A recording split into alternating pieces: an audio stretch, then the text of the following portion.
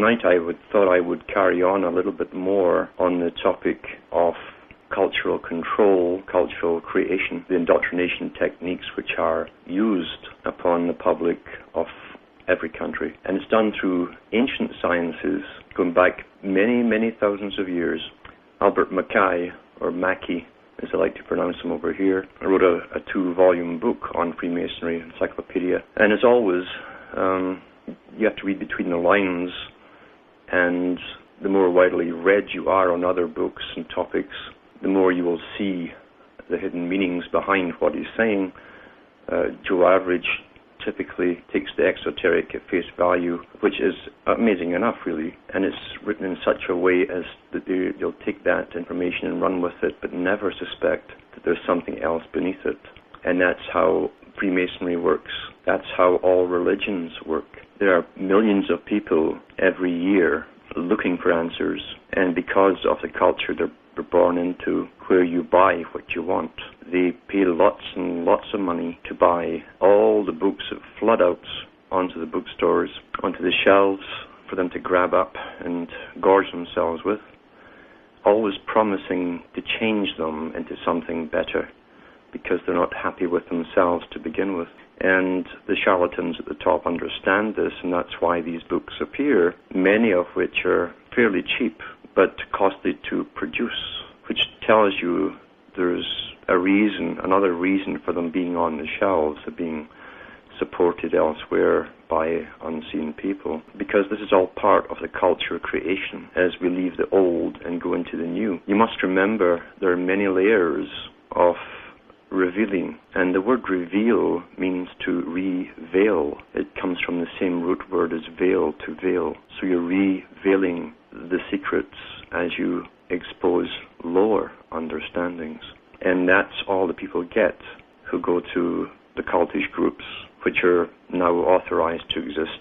And they're all over the place, having them all the students chant and do all their oms and do their chakra shaking and looking for kundalini, the serpent sexual power, etc., from the spine and all this stuff. And the spine is just 33 bones, and hence the 33 degrees of Freemasonry. But they never understand what they're actually doing, or how they're being fooled, and how their minds are being controlled, because that's really why the New Age was authorized to take over from the old. The same ones who ran the old system and the old religions have simply upgraded it to the next version, just like the computers and the programs for computers. It's not for the public's benefit, it's for those who want to access your computer. That's why they're upgraded and updated. If you had 4 people in Plato's cave who inherited their reality and their founding mythos, and that gave them the explanation of life, the meaning of life, the purpose, and so on, that's all very, very well. It would work very well if they never left the cave, if they thought that was their world. If you have 1,000 people born into the cave and given the same founding mythos and reality myth, they would truly believe it, even more so because that's how we challenge ourselves, that's how we test ourselves.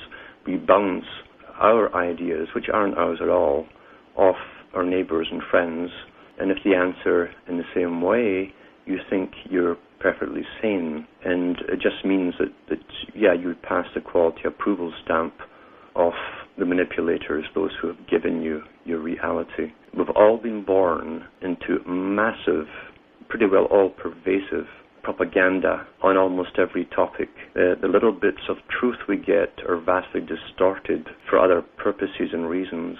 And that's why, with the plethora of media coverage today, television stations, radio stations, you can turn them all on at 6 o'clock and flick through the channels, and you'll have the exact same stories in the same sequence, and you think that's all just coincidental. No, it's because all of the news is coming from one source, one authorized source. And the little people down below and all the little stations all the way down the pyramid know what's politically correct. In other words, they follow the authorized stories they are given in that technique, in that sequence, because the sequence itself is not happenstance. There's purpose behind it. And the purpose is to make sure that you're indoctrinated, at least subliminally, at least subconsciously. Your conscious mind doesn't really have to take much of a hold on it because you have no say in the matter. It's the subconscious they wanted to work on, because whatever the subconscious works on will work on you. It just takes more time to settle itself, like a jelly poured into a mold. It has to fix itself. And all those opinions on things which you hear become what you think are yours. So yeah, we're all in Plato's cave, a huge cave, planet Earth. To preface the next part I'm about to talk about, I would like to talk about people who have dogs. And every dog owner has noticed, I'm sure, the joy they feel when they take the dog to a park or a field or wherever they go, and off comes the leash and the dog runs ecstatically, just pure uninhibited joy. And we get joy from watching that because in ourselves we understand the need for that, and we share in the joy as the dog flies all over the place and jumps and smiles, because we don't have that kind of uninhibited release in our own lives. We're not allowed to. We are predictable, in fact. Our indoctrination, our cultural shield has been given to us, and we fit in to the made society, the authorized society, and yet people are so anxious deep within themselves, and they're afraid to let go once in a while and just let that joy pour through them. They're afraid of other people, what would be said, what they would do. We censor ourselves. We censor our emotions because we're taught that uncontrollable behavior is unacceptable. But then society tells us what is acceptable and what is uncontrolled behavior. And if you're not harming anyone else, why is it that we have a special social face, the external face, the shield, more noticeable in some cultures than others? We find that Carl Jung wrote about different peoples in a psychological vein, and he talked about the stiff upper lip of the British, where there's always this face of putting up with everything in the face of adversity and bad luck and all the rest of it. You just keep staunchly going ahead.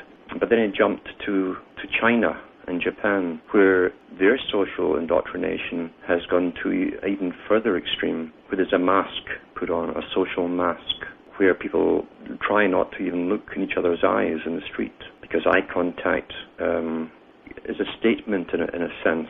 Eye contact isn't just looking, it's communication. And if you truly want a controlled society, you don't want communication amongst people. And we saw this in the scientifically created Soviet Union, where people could not look at each other in the street in case the person was working for the KGB or a snitch, because they did all these snitch programs throughout society where ordinary individuals would be tested at work or on the way to work or somewhere by undercover KGB people to see if they were staunchly supportive of the system. And so they made sure that individuals knew this was happening. They'd report things in the paper, so-and-so caught for anti-government responses or statements or thoughts even.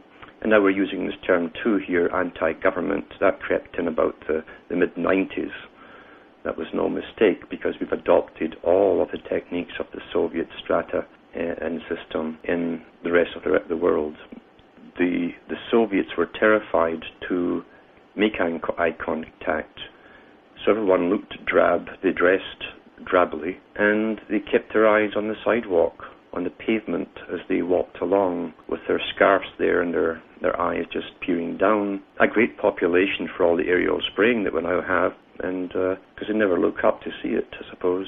So yes, we are taught these particular ways of being for control, not of ourselves, but really control by the system and those who run the system. We are not guinea pigs because guinea pigs are experimented on. We are not experimented on. Anything that is done to us, including the spraying, is already, all the testing's been done. They know exactly what they're implementing, and they know exactly how we shall and will respond.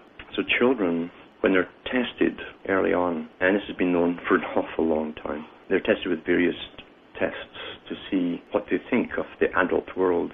And children have spontaneity. They can also show their joy.